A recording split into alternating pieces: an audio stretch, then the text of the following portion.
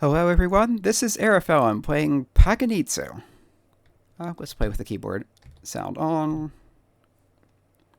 From Apogee Software, this is one of their relatively uncommon not-a-platformer games. Also worked on the shareware system, where the first episode is free, the follow-ups you have to pay for. But here you play as state common name, the famous professor who is not Indiana Jones, he's Alabama Smith. Anyway, he's trying to explore the ancient ruins of Paganitzu. There's more story here that I am not bothering to read, because it doesn't really matter that much unless you're that interested in it. So, it's Paganitzu, we're playing its 16-color graphics. They chose a palette that looks pretty nice for what they're doing. So this is a game, it is a puzzle game more than anything else. That's an action puzzle.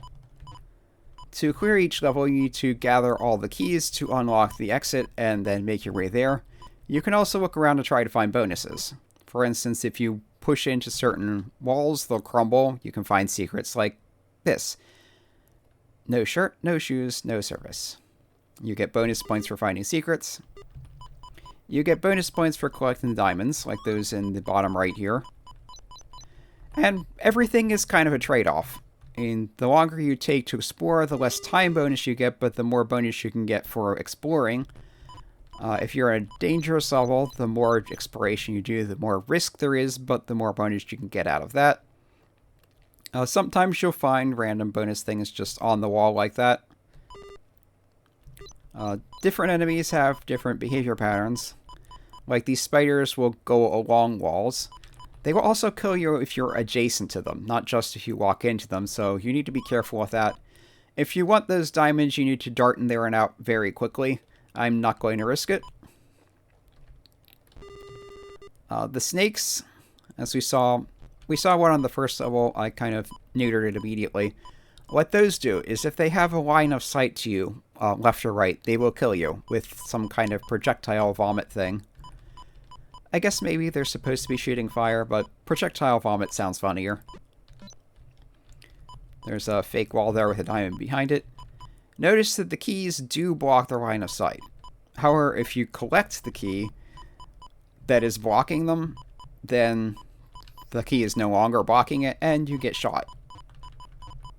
Let's collect our keys here. Go through the doorway to the next stage. You get an extra life there for points, I believe. Here's one of the ways where things get interesting. Like any good puzzle game, different additional puzzle elements are added the further you get into it. So here, I mentioned if you trap the spider between boulders. If you trap a spider, the spider will kind of explode, turning into a gem. Also, certain kind of obstacles next to it will also be destroyed and turn into gems. Here we find out you can push boulders into water. If you push a boulder into the water, it eliminates both the boulder and the water. This has these little mud things here. The mud things are barriers up until you walk into them. Once you walk into them, they're cleared, they no longer are in the way, but there's no way to unclear them. As I mentioned, spiders will take you out if you get next to them. Yeah, the further you get into the game, the more complicated things get, the more difficult it is. You can, if you're lucky, kind of skip around the spiders by moving the opposite direction of them, so they're never quite next to them at the same time. As they're, yeah, like that. Yeah, if you push a boulder into the water is cleared, and the boulder is removed. There's one more key to get, but yeah, this is basically the gist of the game. You're going through, you're solving puzzles, you're trying not to be killed by the various creatures like those spiders. This has been Arafel demonstrating Paganitzu. Come back next time for another puzzle game, but a puzzle platformer.